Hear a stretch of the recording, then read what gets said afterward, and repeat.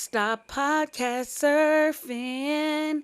You're in the right place.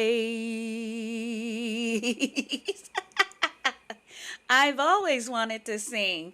Hi, everyone. I am your host, Kimbralon B.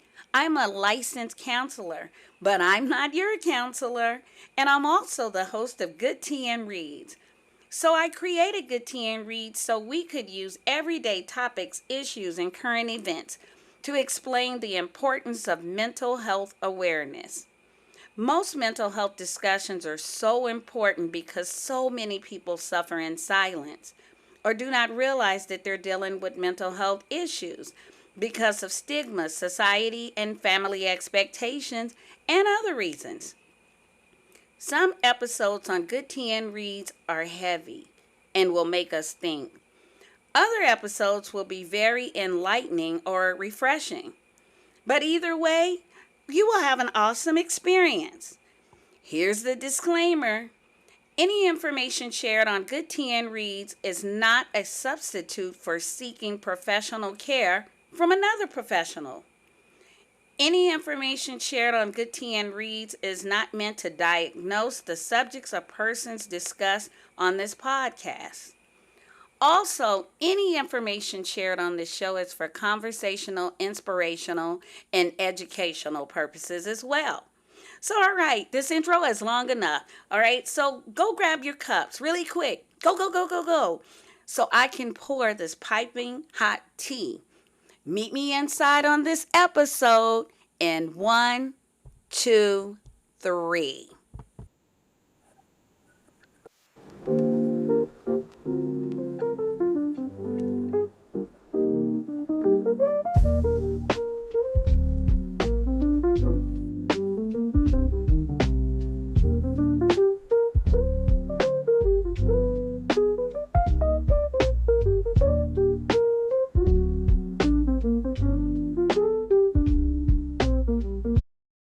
Hi, everyone. Welcome to another episode of Good Tea and Read. I am your hostess with the mostest, Kimbralon B. That's me. How are you doing? Wow.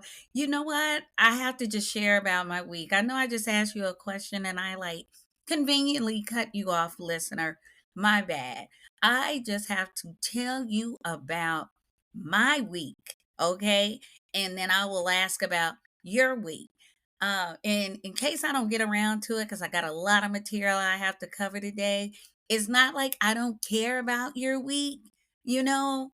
So you can always hit me up at goodtnreads@gmail.com and let me know about your week. Check this out, listeners. Like at the job, without giving any details, I mean, it was some up and down, some coming, some goings, all of this stuff. And I was like, wow, this was a lot. And as a result, today, listeners, you got me in my moo. I am in my moo because I have been relaxing this entire weekend. I have just been chilling because after riding that emotional roller coaster, I'm moo. I got my hair in a messy bun back here. I am mooing. I mean, call me Cal, call me Betsy. Just don't call me late for dinner, okay? But anyway, yeah, I've just been chilling. I've just been woosaying and just enjoying life, right? That's all that I've been doing. Cleaned up a little bit, changed some of the bathroom materials because sometimes I get so tired of looking at the same thing. So I am on this quest of changing my bathroom colors at least once a month, just shaking it up a bit, right? So that's what I've been up to. Anyway, hope all is well with you. I am asking, how are you doing? How was your week? You probably had a whirlwind week too, or maybe you had a chill week. Anyway, I would love to know. And don't think I forgot because I do want to know if you're staying on your self care quest, okay? If you are, or you just started, or you're planning on starting, remember, no judgment here. Hit me up because I do want to hear from you to figure out what you're doing because you may be doing something that I want to try. I may be doing something that you want to try, right? Um, I was playing tennis. I was getting out there outside in the triple digits, you know. I mean, people like, you trying to be Venus or Serena? And I'm like, ooh, no, no, no, no. This auntie here is way past those stages, right? I think I'm back in the days like the Billie Jean King days. I'm Chris Evans. I'm not even close to being there, you know. But I was playing tennis, and so I got this news that I'm going to have surgery on my knees. So that's kind of slowing me down a little bit. So I'm kind of bummed. But instead of sitting in that place, remember, I told you I am a counselor, not your counselor. I always have to throw that in. That I have to learn how to pivot. So instead of just worried about what I can't do 100% of the time, I'm learning now to just actively just, you know what, let's just pivot and find something else to do. So what I've been looking into, I think I'm gonna get into like some aqua classes, doing some aqua exercises. And I actually have like this recumbent bike up front. Got it during the pandemic because remember when we had the shelter in place, I was like, look, I need to do something because I'm about to go crazy. Now, people that know me know that I like to be home anyway, but just the thought of somebody saying you can't go nowhere and it was this curfew. Remember that whole thing? I mean, I said, I got to do something. I'm going to exercise. So I went out and brought this recumbent bike. And let me tell you, that bike just sat and it just sat. But I will tell you, listeners, it sat for such a time as this.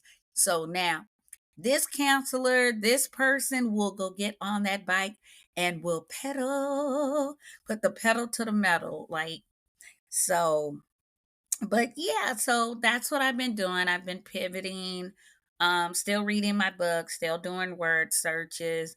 Pretty excited about that. Everywhere I go, I seem to pick up a word search. Now, if I could just finish that book, that'd be great.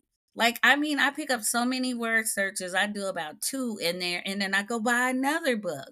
So I need to get better with completing a book.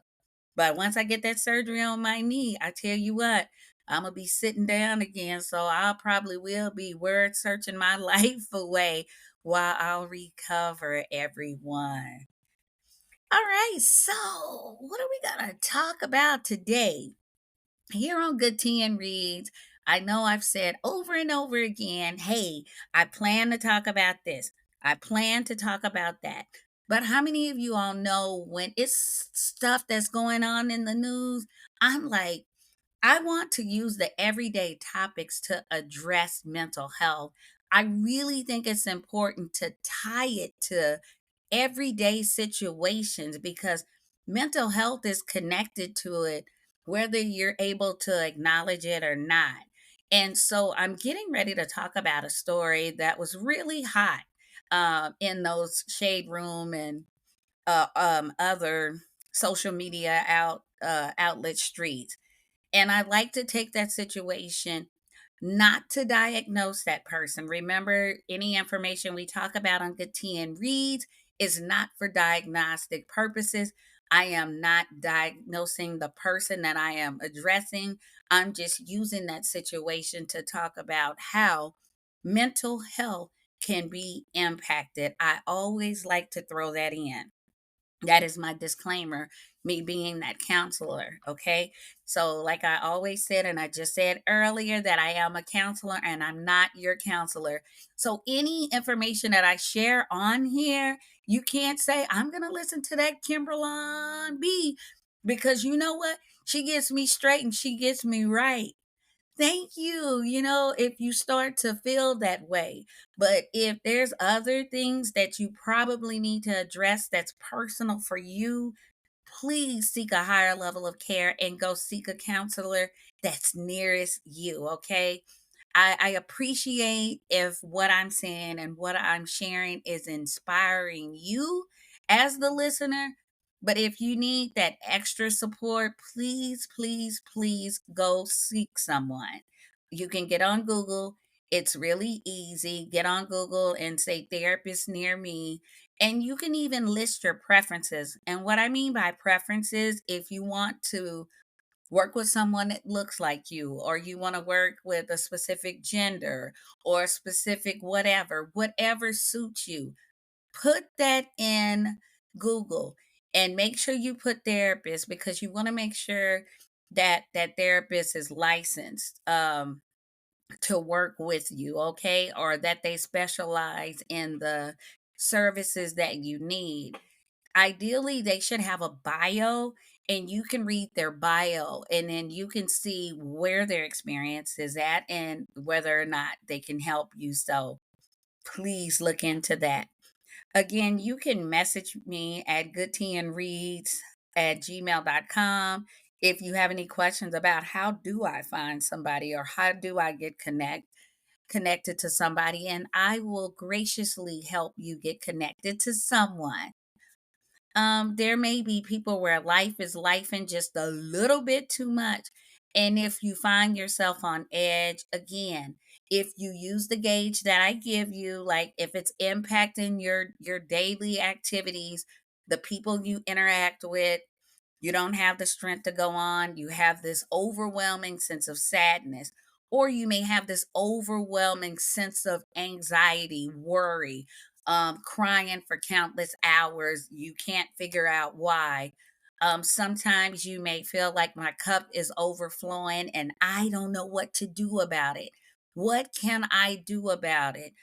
And if you find yourself going into a dark place, and sometimes it's hard for us to share with people that we're around that we're going into this super dark place, please, I encourage you, pick up your phone, call 988. That is the crisis line. I know it sounds like huge.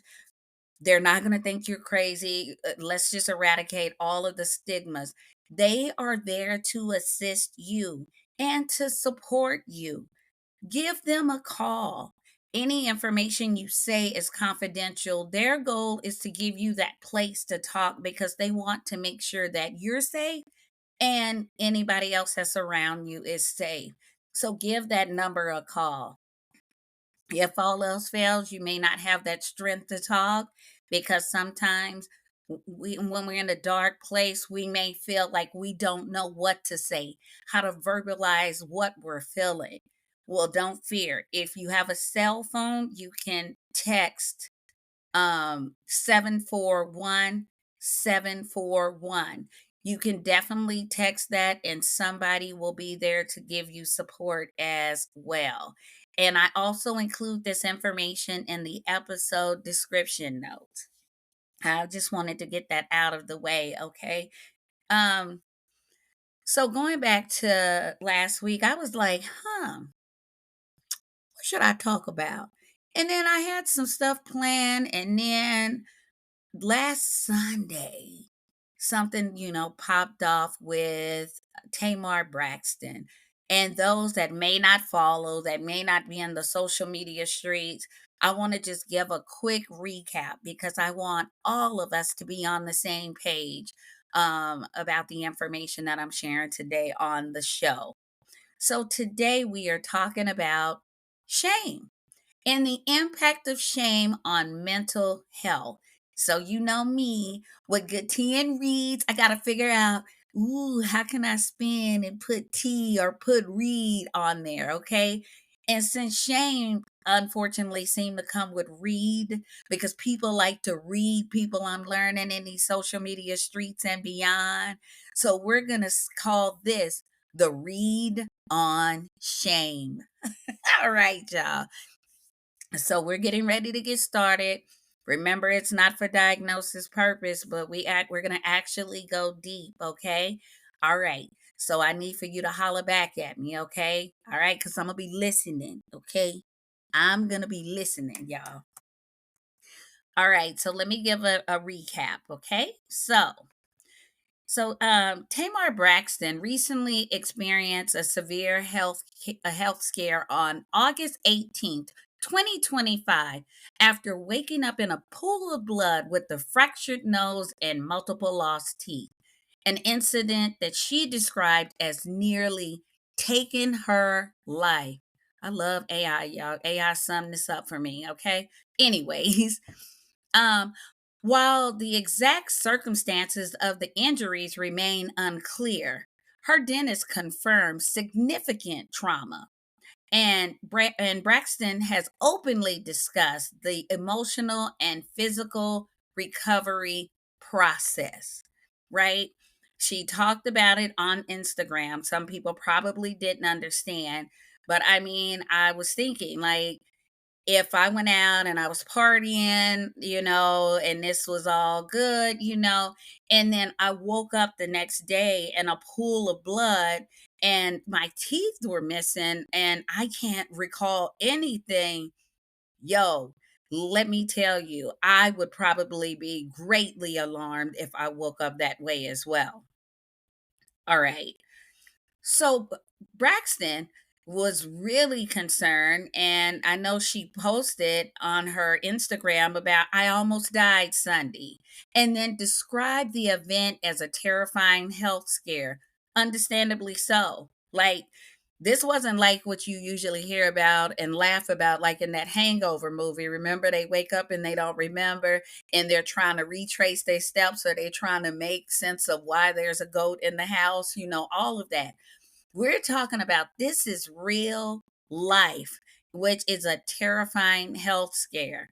I know sometimes when we're in those social media streets, we're like, oh gosh, oh my god, here we go again. You know, we talk about that, but then I also it challenge people, like, put yourself in that spot. If you woke up that way, it's gonna be like, what the hecky is going on? All right. So the dentist actually came out and took to social media to confirm that Braxton has sustained multiple dental fractures and a tooth that was completely knocked out of the socket, along with the fractured septum. So this was a pretty brutal injury, right? We do know because her friend, or not, no more friend, I don't know, had confirmed that she had at least four teeth that was knocked out. And I mean, a fractured septum, that's like, in that area, in the nose area. So if we think about the aftermath and the recovery, Braxton expressed a changed perspective on life, stating, the way I look at life now is totally different. Remember, that's going to be her walk. I don't know what that looks like. I don't know what that entails. The physical recovery, that she has undergone that oral surgery to stabilize her teeth and is undergoing further dental procedures to restore her smile. Can you imagine your teeth are not completely out? I don't care if it was one, y'all, but we're talking about multiple. And so you're trying to get that smile back. So, it's going to take some work for sure.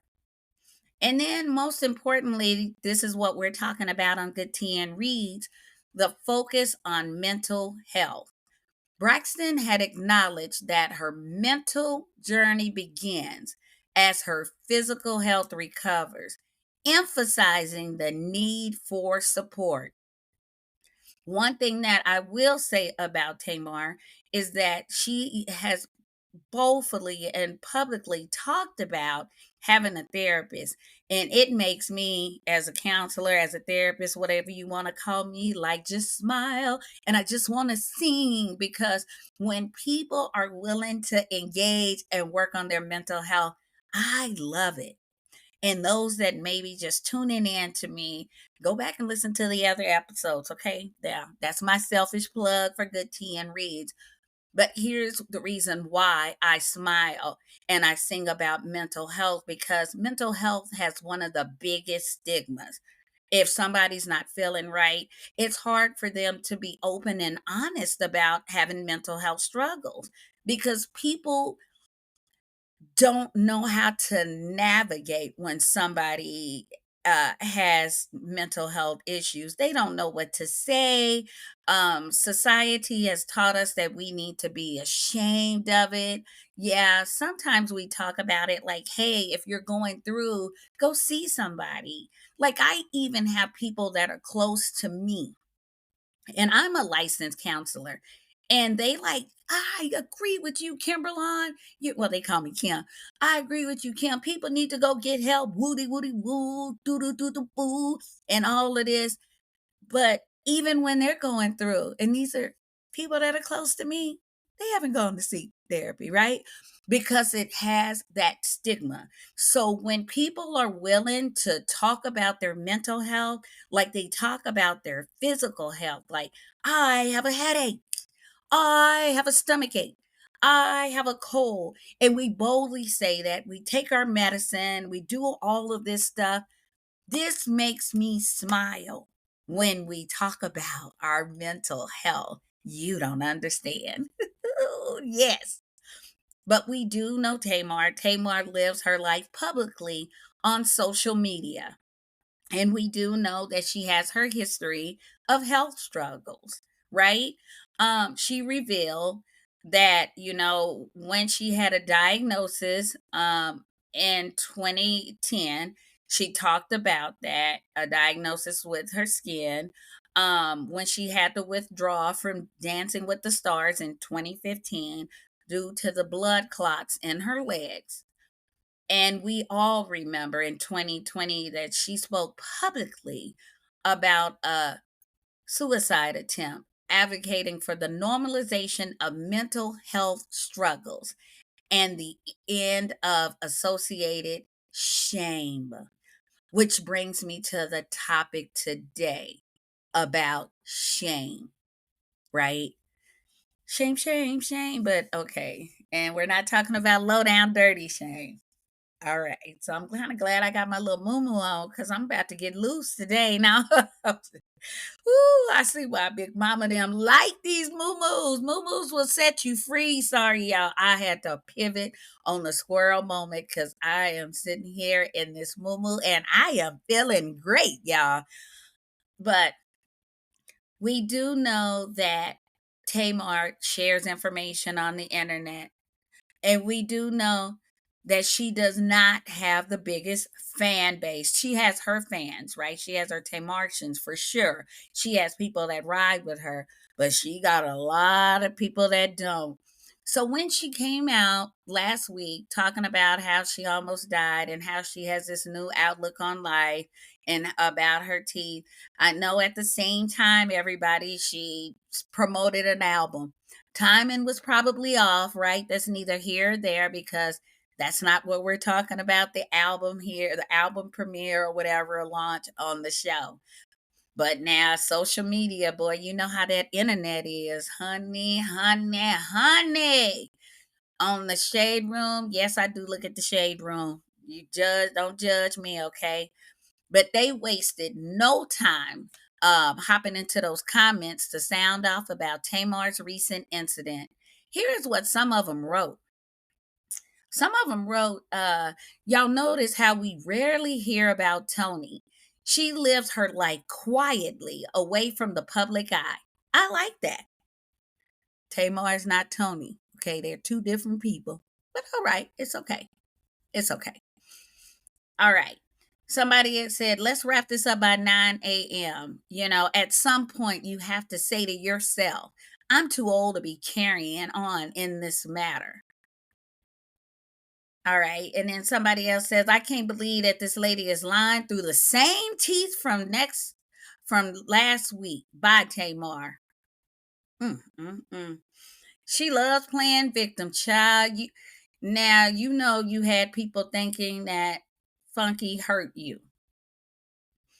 And then somebody else said, I say this with love. Whenever somebody say they say it with love, y'all know. Sometimes they coming from a shady place.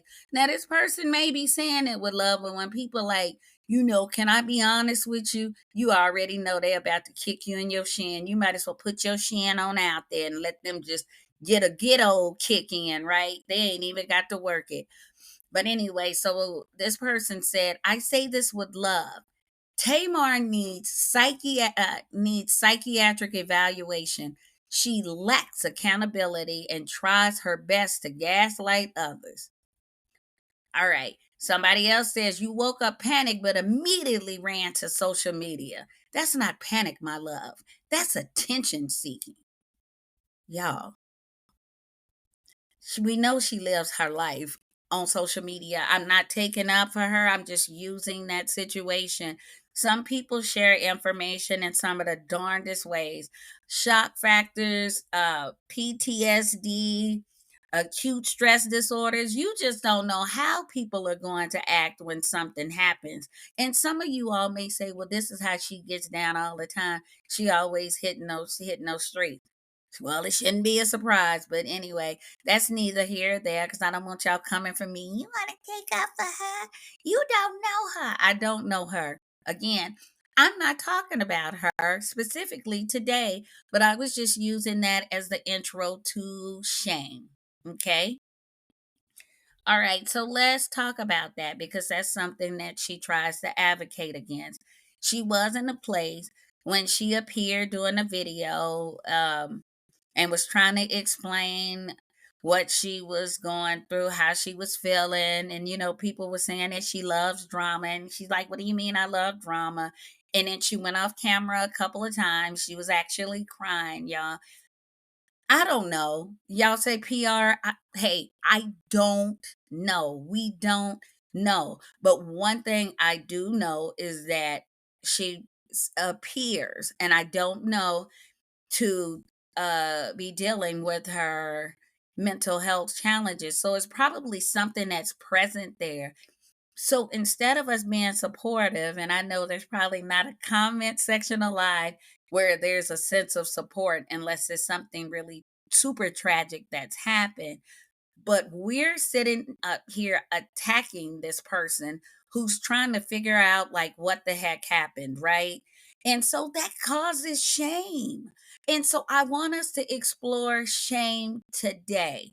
All right. And let's talk about it in general. So, even though I used the story about Tamar, I want to encourage each and every one of you listeners to come from a neutral place with shame.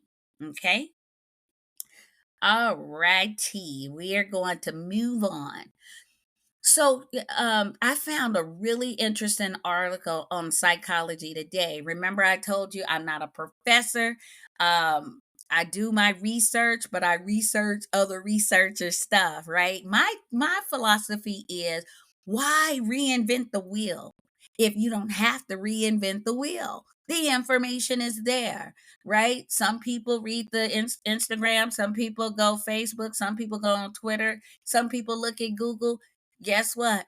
I look at articles, I go to AI and I make sure the information on AI is valid. Let me just throw that in. And I just come and just share the information with you. And then I elaborate and I throw my Kimbralon B stuff in there every now and again. Okay. So again, I didn't write it. I got this information from Psychology Today. And you can probably tell when I'm coming from the Kimberlon B side because I get more like, hey, I get more active in it, or I get my little swag in it. Anyway, okay. So, shame is an emotion that involves negative self evaluation. So, again, that's self, right? Okay.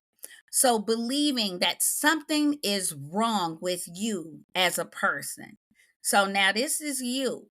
And we've talked about it before. Remember that the circle of control is everything that you can control your action, your ways, your behavior, your words, your blank, blank, blank, blank, blank, and go on. And then the bigger circle on the outside is the actions that we can't control. I'm like, I blacked out. The actions that we can't control, and that's the actions of other people, the words of other people, how other people feel, what's going on in the world, what somebody else is buying at the store, what other combo that somebody else is ordering at the restaurant that you like, no way I would pay for, right? So I just wanted to just give you an example. So So this is you believing that something is wrong with you as a person. So this means you do have control over it, right? But here's the thing. If you have control over it and it's a negative self-evaluation, this is you feeding yourself, right? Remember, others are going to say what they want to say, but it's you that's actually taking it in, processing it, and turning it in on yourself. I'm not blaming you. No, no, no. I'm just saying it's you because it's a negative self-evaluation. Um, you may believe that you haven't lived up to certain standards or feel unworthy or inadequate as a result.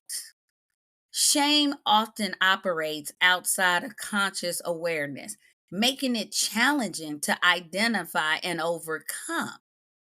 But healing and growth are always possible. So you hear that you haven't lived up to certain standards. So this is what you're thinking about yourself.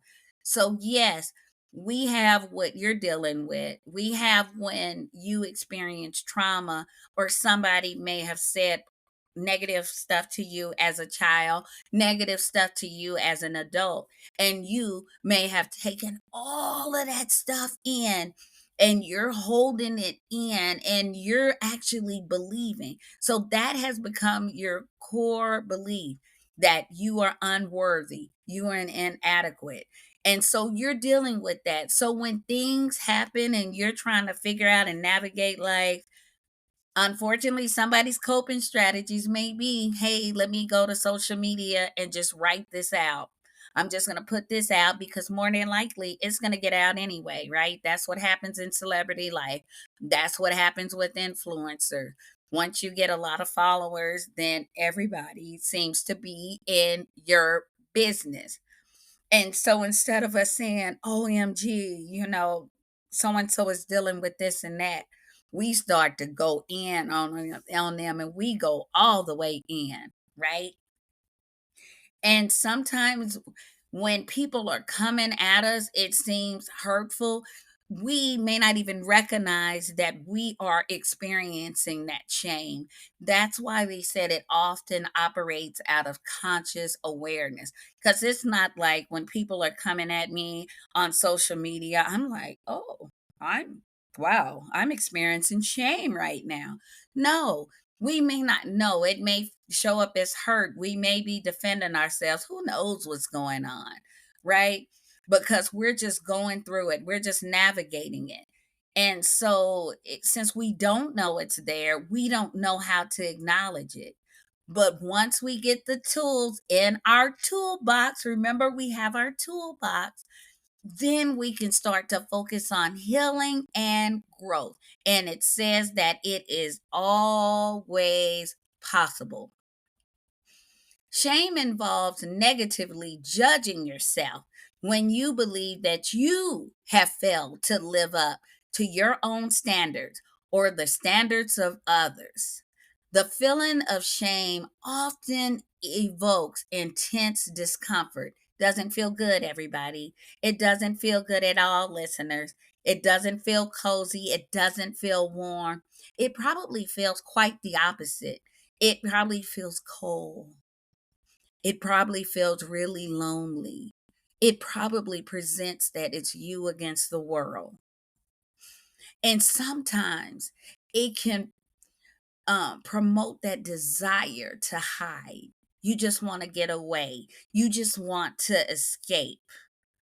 People may describe feeling worthless, stupid, foolish, inadequate, or less than.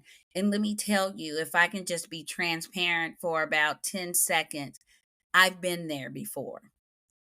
I've been there before. And even me talking to you, coming from a counseling standpoint, this counselor has a counselor, right? I had to work through that. I had to work through that a long time ago. I went to counseling one time because y'all, I kept getting in trouble at work. It was crazy because I would just pop off. I would pop off. I remember I had a 3-page write up, y'all. It was front and back. And I'm like, oh, MG, 3-page write up.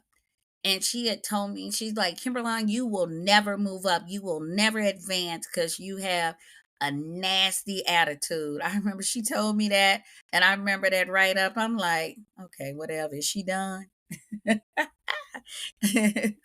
but it took me going to counseling because everybody kept mentioning that I had an anger problem because I would pop off.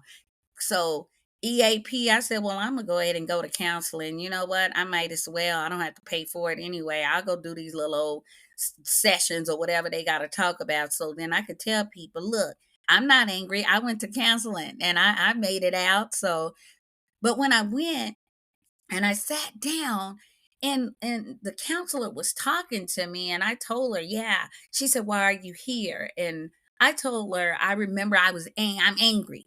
I'm here because people say that I'm angry. And she said, why are you angry? I said, well, people at work get on my nerves. So, like I told y'all, I was fired up back then. But then she asked me, like, it sounds like you're upset at your parents. I'm like, what? You know, you better back up off my mama. But then, actually working through, navigating through it, I found out that I had some feelings, related to whatever. And I worked my way out through that. And I'm thinking that's what inspired me to become a counselor because when she said, I was like, where'd she get that from? I didn't say that. My mama don't have nothing to do with my job. My daddy don't have nothing to do with my job. But I mean, she provoked that thought, and I was like, wow, and then I had to do some work because I'm mad at them for something they didn't even do. It was the way I was feeling about it. Yeah, so y'all, that's a super long story. Um, Probably talk about it on some of the other episodes as the different topics come up.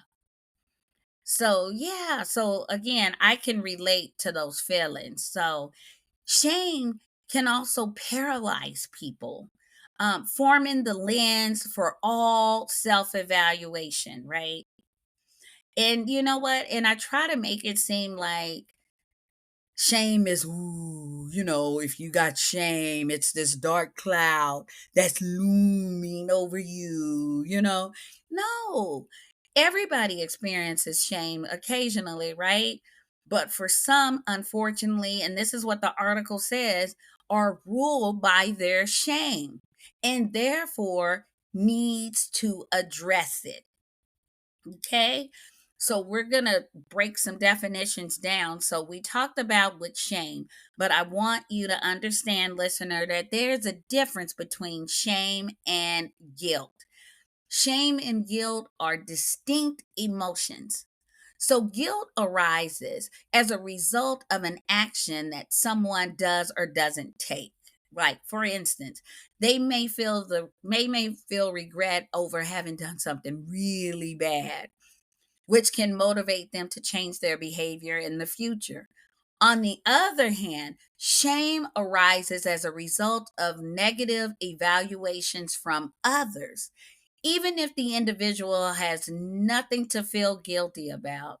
The result is that the individual doesn't feel bad about the particular action, but about themselves as a whole. So remember, we take that, whatever's going on, and we take it in and we bring it into our circle of control. And since this is our thoughts, our actions, our ways, we take in that negative self evaluation. And here we are, we're starting to think negatively about ourselves. We start to experience that feelings of worthlessness, inadequacy. Nobody wants to be around me. Nobody likes me, all so forth and so on. Okay. So there's also a difference between shame and embarrassment. So embarrassment results from trivial social transgression, like tripping or stumbling over one's words. I mean, I do it all the time on this show, especially. I do it in front of people, but you know what? I just keep going on. Sometimes I get embarrassed because I feel like I'm like Porky Pig or something. I'm like, I'm doing like that. But stumbling over one's words, where the person may be embarrassed in front of particular people, but doesn't feel that such events involve their entire self. Shame, on the other hand, involves the whole self, the core identity, and the core is what you think. The core is deep. I want to talk a little bit about that so people will understand about core beliefs. So I know you hear something rotten to the core or the core of an apple. That is the inside. And so when we think about our core as humans, that's the deep part. And so, if it's something that's deep, it's probably something that we treasure. And I use that word loosely, treasure, because we're like, oh, we're not saying, I feel so worthless. No, we're not saying that. But treasure means that unfortunately it's been there so long. It's something that we're starting to protect at this point. I like to also say core beliefs are similar to weeds in a yard because when you cut the grass, you cut the grass. Look at me, y'all. I was doing my hands like this. Uh But when you cut the grass, you're cutting the grass and cutting the lawn and everything. But when you see those weeds, you just can't cut the weeds because the weeds root be so deep. I mean, you have to dig all the way down to actually get to that root and pull it up. And sometimes when you're trying to pull up weeds, it's very hard to pull up, and you need tools to actually pull it up. That's what core beliefs are. It's in there, it's guarded, it's stationary, it's in place, it's been there for such a long time. And it takes tools. And those are the tools that's in your toolbox to actually pull it out. That's what it takes. So when you hear core identity, I may tell you, hi, I'm Kimbralon B, and I am beautiful. I feel like I am beautiful. But if my core identity is, I don't feel that, I don't relate to that, y'all don't judge me because I'm sitting here in the moo okay? So don't write and hit me up saying, you know what, you not wearing that moo. Don't do that. But no, in all seriousness, that core identity, if I feel like I'm not beautiful, if I feel like I'm ugly, no matter what you say, no matter what people tell me how beautiful I am and all of this, my core identity would just challenge that. And if I hold on to it and I don't have no tools to challenge it, no matter what you say to me, I'm still going to have that belief that I'm not beautiful, I'm not worthy, and I don't deserve. Whatever is attached to the I don't deserve, I don't this, whatever negative self evaluation that I have. Okay. So, what causes shame? Right? I know we've talked a lot about that, but I just want to just dig a little bit deep again. So, it may seem a little repetitive, but I want us to talk about it anyway. Again, so, countless different experiences can lead to shame. It could come from any event in which people compare themselves to their standards for themselves, right? So sometimes if I feel like, yeah, I'm here, but I feel like I should be here, right? I can start to feel a sense of shame. Sometimes those values may have been instilled from us as a child because our parents want the very best for us. Same way if we have children or if we have people that look up to us, we may have those standards that we believe that child or that person should achieve.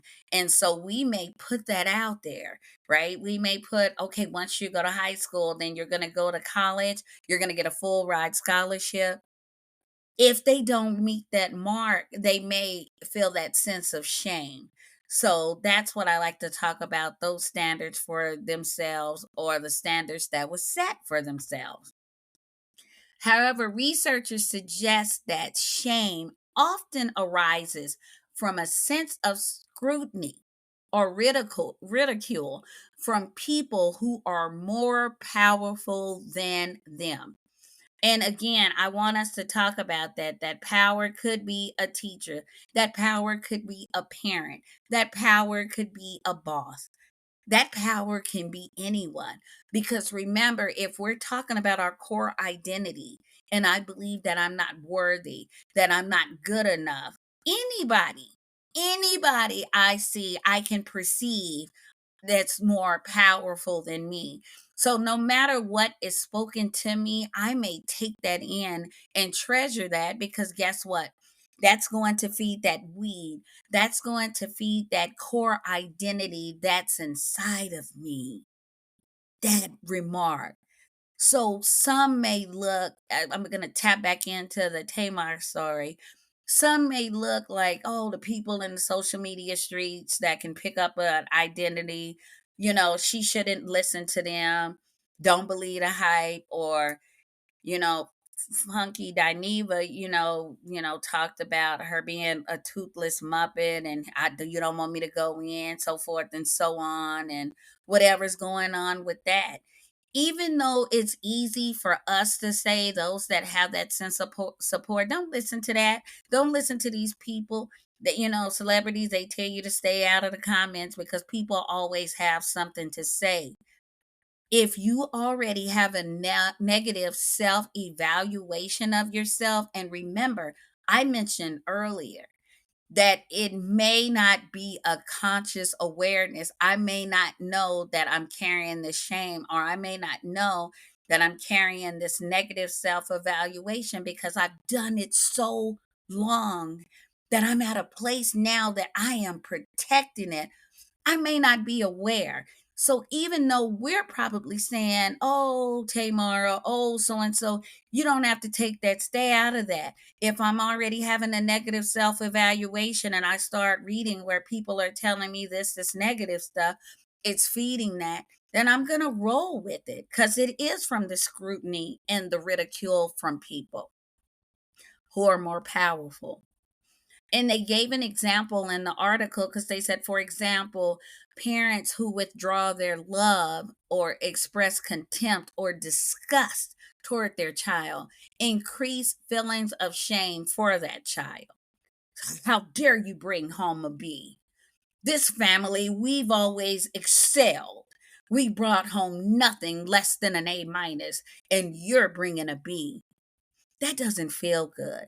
That's ridicule. That child may have really tried to make that A minus. They may have been struggling. There may be challenges that they are experiencing. But when we hear that somebody's powerful than us, is looking down on us because there's a particular goal that we didn't accomplish, now we're dealing with this sense of shame, and it's feeding that negative core identity. I'm worthless. I'm worthless. I couldn't even make an A minus. I made a B. It wasn't that I made better than a C or D to make me feel good. I didn't make that A. I failed. So shame has likely, it says in the article, played a part in the long-term survival of our species and other species. Shame makes people behave in ways that allow them to coexist with others, and it makes people adhere to cultural norms and laws. In that way, occasional shame isn't always a bad thing. Remember, we said it's not always a bad thing. Shame can also foster humility and teach people about boundaries, because sometimes we got to use boundaries with people. Boundaries may include, especially if you're a celebrity or an influencer, staying out of those comments if those comments are going to send you into a place. Watching the company that you keep, you may have to see who's in your circle and get them out of your circle. But whatever changes you need to do to protect your space, right? You got to protect your mental health and physical health. So whatever you need to do to protect your space, you want to do that. Okay. um, it says, without healthy shame, we would have no way to understand how our behavior affects others and also how to manage it. So there is a benefit. Once we learn the shame, it'll probably scale us back down a bit because we don't want to go out stepping on people's toes either, right? So when we encounter that, if we're able to process that, utilize the tools that's in our toolbox, then we learn how to navigate differently. Okay. All right. So, what is the impact of shame on mental health? Huh? So glad you asked. I thought you was going to ask me. So, listeners, I am about to tell you. A consistent sense of shame can harm people's self esteem, emotional well being, relationships, and mental and physical health. Shame can make people believe that something is deeply wrong with them. Remember, negative self evaluation, which is feeding that negative core identity, sowing a lack of self trust. Now, that's bad because we live with ourselves. And if it sows a lack of self trust, this is saying we can't even trust ourselves. Now, that's bad because if we can't trust ourselves, and remember, I said the circle of control, that's where my thoughts, my actions, that's the stuff we can control. If we don't trust that we can control those things, that puts us on the outside with everybody else, which is resulting in things being outside of our control at that point. And so, with that being said, shame can be that source of anger. Remember, I talked about anger, from the job because I kept getting in trouble. Good Lord, I kept getting in trouble. But anyway, it can be that source of anger, depression, and anxiety. When someone harbors shame, and this means hold on to it because we just talked about healthy shame is okay to experience because it's teaching us a lesson. But when we hold on to that shame, it causes a person to react defensively when anyone criticizes them. We may come out popping off. We may come out challenging them. We may come out cussing them out or whatever, calling them names, talking about their family, doing something, clapping back. Um, and that anger is often an attempt to mask their shame and divert attention away from their painful feelings. So, this is a way we fight when somebody comes at us and we're really hurt. They're feeding our negative self evaluation, and it hurts, especially if I was trying to do my best. And that's how I feel. And I was trying to navigate, I always say, my circle of things that I can control. And when somebody comes at me crazy, somebody hits those comments, somebody talks to me crazy, then anger, I'm going to say something to back them off of me. I'm guilty of it. I do it. I do it. I'm a work in progress, y'all. I'm getting better, but I'm still a work in progress. I have not yet arrived, okay? But shame can also breed feelings of worthlessness, hypersensitivity, social anxiety, and loneliness. You can you're trying to do this, this negative self evaluation. People are saying mean and hurtful things to you. People aren't treating you how you're treating them. And if it's hitting that negative core identity, after a while, I may say, you know what, I'm done with people. I've had people tell me, I'm so done with people. I don't want to do anything with people. I am peopled out. But at that point, you may choose to just cut yourself off because now I don't trust anybody. I don't trust you all. I don't even trust myself with my own emotions. I'm good. I just want to just stay by myself.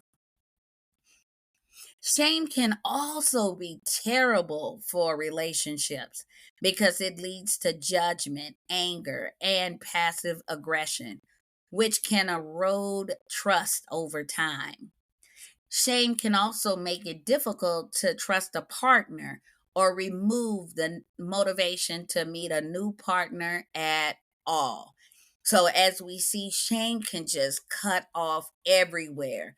I mean, from the inside and from the outside.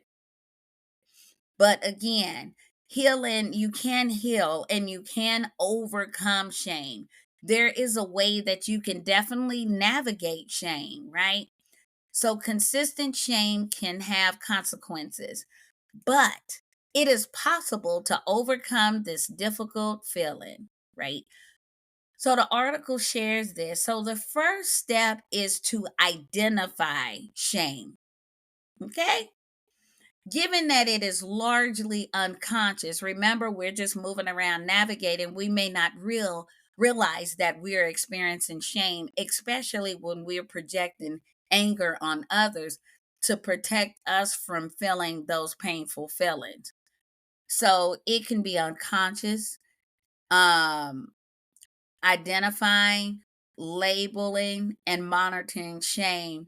That's critical steps in resolving it. So we got to figure out how to identify it, how to label it, and how to monitor it.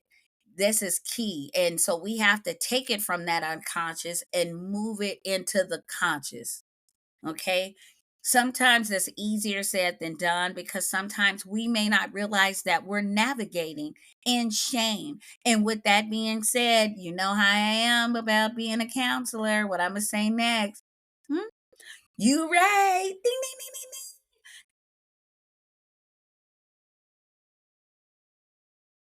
You.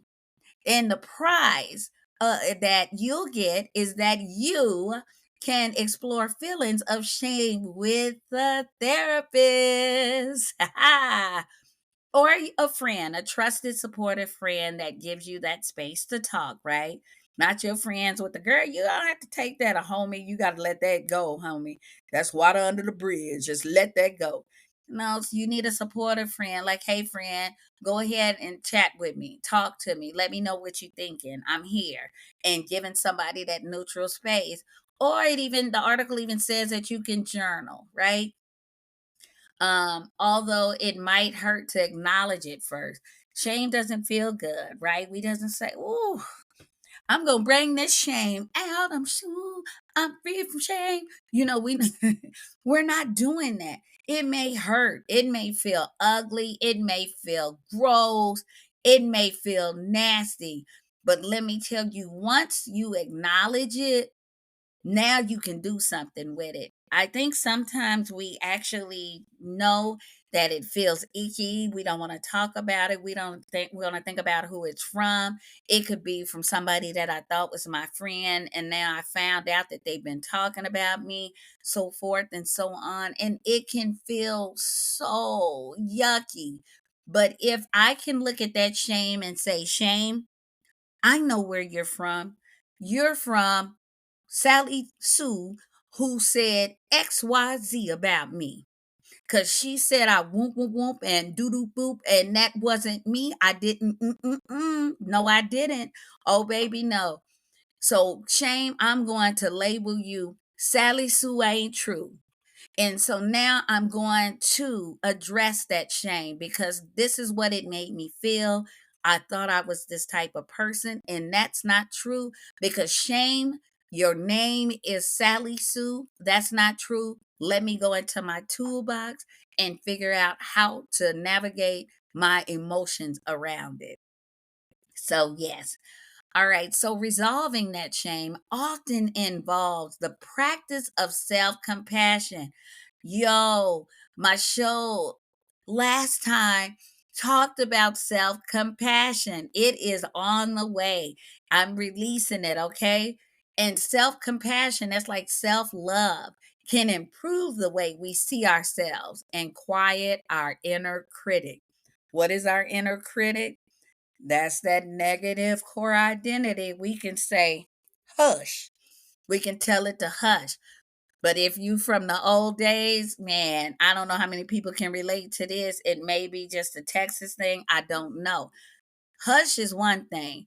But when you up there as a kid and you playing around and they say y'all need to be quiet and y'all stay, that's what kids always do. They say be quiet. It's always somebody that's gonna scream every time. Yeah, yeah, yeah. And then you hear when somebody says Hirsch. When they say Hirsch, it went silent. No kids made a noise. It's funny when I just said that the air conditioner came on. But When somebody said Hirsch, that meant quiet. You better be quiet and shut that on down. That's what we want, to quiet our inner critic. We want to tell that inner critic to Hirsch. Yes. Sometimes you may want to say it. You may want to add that to your toolbox. When it tries to creep up, oh, you not worth it. You don't deserve that. You don't deserve Hirsch. Man, y'all better try it. Okay, y'all speak to that inner critic. What is that inner critic telling you right now, listeners? Let's listen. Now I want you to look down and I want you to tell yourself, tell that inner critic, Hirsch. All right. Whew, that should feel good. Okay. Anyway, let me get back to this on how to navigate shame, because I could stay on that Hirsch forever. Um, The article states that exercises may include writing a compassionate letter to yourself, which research shows lowers shame, self criticism, and anxiety, or writing a compassionate letter for yourself from the point of view of someone in a position of power over you, since shame involves feeling like others are evaluating you negatively.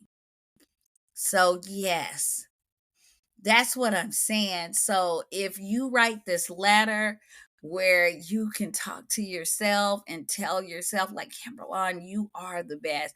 I know you may not feel like the best at times, but you have overcome, you have made strides, you have met goals that you probably thought you wouldn't have met like years ago. You can't be worthless. You just inspired somebody at the grocery store. You just did this. You just did that. Write that letter and then go back and read it. Not just write it, go back and read it. Oh my gosh. You can read it on a good day or you can read it on a not so good day, because sometimes when you're reading it, it can feel so therapeutic. It can feel like the best. Or, like the article was saying, if it's from a position of power, could you write it from a place of a boss or the place of your parent? What would your parent say? If you think about what your parent would say, what would they pour into you if they were that positive role model? Or what would you like for them to say to you? You can even write that and read that for yourself. It just feels so good. And another tool is a loving kindness meditation, in which you imagine you loving yourself and others, and imagine being open to that love too. Yet another approach is learning how to forgive yourself in the past and the present, right? You could do that and just listen to it. Sometimes I like to listen to, because I'm not gonna lie to you, there's sometimes where I have days where I'm like, I don't want to hear that stuff. I don't believe that. I don't want to hear it. And sometimes I will challenge myself and I will listen to something and I hear somebody just talking about, I am, beautiful. I am this. I may not feel like saying it, and chances are I'm not going to say it, but I'll listen to it. And if I'm listening to it, I start to like take it on, because I usually hear something. Even through all of that, I may be like, whatever, whatever. But then I hear that one thing and it catches my attention and I hold on to that. So even if that meditation is going on for 3 minutes, it may be three words that that person said, but I will hold on to that. And that can definitely change my mood. All right. So, y'all. So I just said to go to a therapist, right? If you can't find that supportive friend or family person or mentor. But can therapy help with shame? Of course, glad you asked. A therapist can help people resolve shame and build self esteem. Remember, that's a neutral space. So, with the help of a mental health professional, people might explore their past and identify key events at the root of their shame. What's keeping that weed in place, right? Remember, we talked about the weeds, that core identity. What is stopping somebody from just pulling that out? What is holding that back? What tools do we need in our toolbox to extract that weed, to extract that negative core identity that we have about ourselves? So, in the future, with us being in therapy, if something happens again, it won't attach with that it won't attach to that negative weed, because now we have that tool to navigate that thought that happened, and to navigate what's going on in the side of us, so we won't have that negative core identity take deep root again, right? I'm not saying if you start to practice things that life is going to be golden and you're going to be able to just fight it off. No, that's not what I'm saying, because there'll be times where you may get that thought like, "Oh my god, I'm worthless, or I'm not enough." And you may still get those thoughts.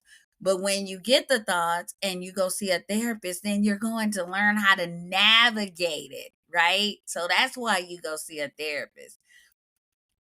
Your therapist may work on developing self compassion and learning how to tame that inner critic. Remember, it may be a simple Hirsch, or you may need some other type of tools in your toolbox.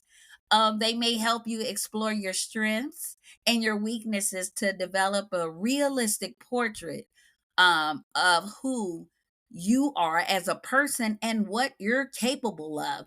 Remember, people have came along beside us, people in power, whether it's our parents, our teachers, bosses, and they may have set those standards that I mentioned earlier. And so, going to therapy, you may learn how to make more realistic goals that are actually achievable. Um, they may, working with the therapist may help you assess different domains of life to find out what may be contributing to your shame in the present, and also how those factors can be mitigated and monitored. um how much progress you're making in navigating those feelings of shame over time. So the message of shame, as I mentioned earlier, can be really devastating.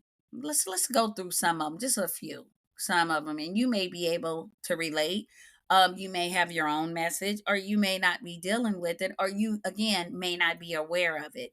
But here's messages, for example, like, "You are too much. You're not enough. You deserved what happened. Your body is the problem." So, see, I mean, your mind is the problem. You don't know how to think right. Your picker is broken. You don't know how to pick the right people to hang around, or relationships to get into it. One of the common things that I hear, and people don't realize, if we're talking about something and here's another shame message, now who's the common denominator through all of that, right? So, for many survivors, I like to call it survivors of shame, shame takes up residence not only in the mind, but in the body. Shame actually stores in your body. It distorts that self perception, it severs self trust, as I mentioned before, and it erodes any sense of internal safety. That's what shame can do. It takes up residence. That's why it's really important to get those tools in your emotional toolbox, so you're able to navigate those feelings when they arise. So let's talk a little bit about healing from trauma. So healing from trauma is not about erasing the past, right? I wish we could. I wish we could erase it and just go on like it never happened. So you can't erase it, but it involves reclaiming parts of self that was suppressed or distorted by shame. Typically, when trauma is involved, right, and something has happened to you as a person, shame is shortly to follow. I guarantee. I've never seen a situation where trauma has occurred and shame didn't come after it. All right. So it requires recognizing that that unhealthy behavior, right, that you are displaying is often in place as a survival strategy. So when something has happened to us and we feel that shame, we may be angry. You may see, somebody fighting somebody. You may see an unhealthy behavior, such as eating, such as sexual behavior. Sorry, y'all have to say it. Earmuffs for the little kids. People acting erratically, substance use, increased mental health challenges. You'll start to see that because people are trying to survive, because when something traumatic happens to someone and it's outside their norm, because we usually have our norm routine, when anything happens, whether it's from waking up late, right, that can cause a survival strategy inside of us, to if somebody attempts to harm us, it can rewire our thought process, and then we're all over the place and our body's like, oh my god, oh my god. I mean, we may not feel that way, but once we have to react differently and different things happen in our body, then it's like, alert, alert, alert, we're under attack. That's probably what the body is thinking. um and so it goes into survival mode, and these survival behaviors serves as attempts to create that sorry, predictability, establish control, or numb the overwhelming emotions in an environment that felt unsafe.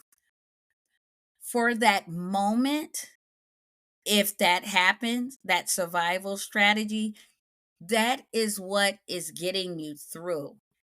That may not be the healthiest thing, but it got you through that point. So going through therapy will take that survival strategy and kind of and make it to where you can thrive, because once you're out of that danger or that harm's way, now you don't it's no need to be in a survival mode, because now we can learn how to navigate it, because that danger is over, or that perceived danger that caused that trauma to us is over, or we're going to work through it. If it's not over, right, we're going to work through it. So effective treatment must acknowledge dysfunction, address the underlying trauma, and support the development of healthier, more sustainable ways of coping and relating to the body. So, this is what healing does. Us learning those different strategies, us going to our toolbox. And I will talk about that toolbox because it's important that we have a variety of tools, AKA strategies, to help us navigate trauma, to help us navigate shame, to help us navigate any sadness, depression, anxiety, um, any illnesses that we're dealing with, any relationship issues, any employment issues, whatever is impacting us. If we have the right tools in our toolbox, we're able to fix it. We're able to fix the things that's happening on the outside, and we are also able to, once we identify what's going on with that negative core identity, if we have it and we haven't acknowledged yet, we'll also have those tools as well to prevent us from having to deal with that, or that weed, as we call it, take root back in your body and start to grow, and you start to have those same feelings, or you start to engage in those different behaviors. So that is what therapy will teach you. That's why I'm a proponent for therapy. Again, neutral space where you can talk, no judgment zone. You should not feel judged at all when you go to therapy. Not at all. If you feel that way, have a conversation with your therapist. And if you still feel that way and they're not letting up and they don't give you a reasonable reason as to why you feel that way, then find another therapy. Don't give therapist, sorry, don't give up on therapy. because it is important. If you didn't take anything else, it is so important that you address trauma, you address shame, especially if there's something that you think you may have shame about. You may not even know that you have shame, but you see that it's impacting different areas in your life, whether it's parenthood, relationships with others. It could work, it could be impacting anywhere. Go talk to a therapist. You would probably be surprised where things are coming from and how it's impacting you. Therapy may have you have some of those aha moments like, what? I didn't know that was going on. Yes. That's why I talk about therapy or counseling. I use the words interchangeably too, because sometimes there's different disciplines. Not everybody's a counselor, right? We have some, therapists out there, we got psychologists out there, we have life coaches, we have all kinds of people out there, and we have all kinds of strategies that are in place to help you, right? No one should have to suffer in silence, and shame is something that wants you. You remember, because you have control over it. It wants you to suffer in silence, and you, listener, deserve so much more. I have to do a clap. All right. So I'm excited. I'm clapping for me. I'm clapping for you. And I'm clapping because we got through this episode on shame. I notice when you talk about mental health, sometimes certain topics doesn't feel good. Sometimes these topics can make you think, right? Sometimes you're probably contemplating if whether or not I should actually go reach out and talk to somebody. I hope that you do. I hope that this episode touched you. Oh my gosh. If so, please email me at goodtea and reads at gmail.com. You can find this episode on the podcast. Please share with your friends. It's so hard. If you're not talking about filth, honey, it is hard to get people to listen to this good tea and read. The reason I named this show, if people want to know, because they like, what does this have to do with mental health? Good tea. Y'all know tea in the community, the tea in the streets is information. This is good information on mental health. I love to talk about mental health because mental health is well. We people want to feel good. Physically, we want to feel good. Mentally, we should want to feel good. Our goal is to make sure that we are treating our whole person right, our whole body. So we have the physical piece and we need the mental piece. So I try to share good information, good strategies. Sometimes it may not feel good because it can be some really deep topics, y'all, but the goal is to get the information out. And I hope that you get something from it. Reads is from the research, the articles that I have. I don't write the articles. I go on Google, y'all. I go to AI, y'all. I'm using simple tools. Yes, I am a counselor. Yes, I could speak counselorese and use those big words and all of this and cognitive behavioral therapy, like some of my peers do. Honey, I just want to give it to you straight. That's all. I just want you to get plugged in if you need to get plugged in. So you probably won't hear the big words. I can talk them when I need to. I can talk 'em with the best of them. But I just want to just give it to you straight. I don't want to use these big words and try to impress you, right? Because I care about you and I just want you to get connected and I want to just encourage you. If stigma is stopping you from reaching out to get help, please get help. Please do. Um, this has been amazing. Oh, let me see. Did I talk about the reads part? Yeah, I talked about the articles I read. Sometimes I like to read books. I'm probably gonna go back to another book soon, but y'all, it be so much stuff that's happening out here in these streets. And I try to talk about one topic at a time though, because y'all know you gotta stretch stuff out. No, I'm joking. I'm joking. There's so much to say about one topic and an hour goes fast. Like I have gone over an hour, y'all. It's oh my gosh. I'm so sorry. My bad. My bad. Okay. But this has been amazing. Thank you for riding with me again. This has been awesome. I want to encourage you to share the show. Um, Resources will be at the end. The articles that I actually read. So if you want to read them, they go more into detail. Crisis line is 988. If you need it, it's available. The text number is 741-741. If you need that as well, please reach out. If you need to find a counselor or a therapist, please Google that. Look on Psychology Today. It could be somebody near you. There's also resources out there if you need sliding scales. Sometimes there's initiatives out there where you could possibly get a voucher for your therapy. Yes, therapy costs. And I know some people say it's a lot, but let me tell you, it's a heck of a lot less than having hospital bills if you happen to become ill or if you have to go inpatient in a psychiatric hospital to where you need somebody to support. So it's just where you honestly want to put your money at. Again, there's initiative around that can support you. Some people may have discounted sessions in place that they have set aside. Some people may have nonprofits. I can go on forever, but just look for somebody in your city. Do something. Okay, friends. Thank you all. I appreciate you all honestly for listening. Please share the show.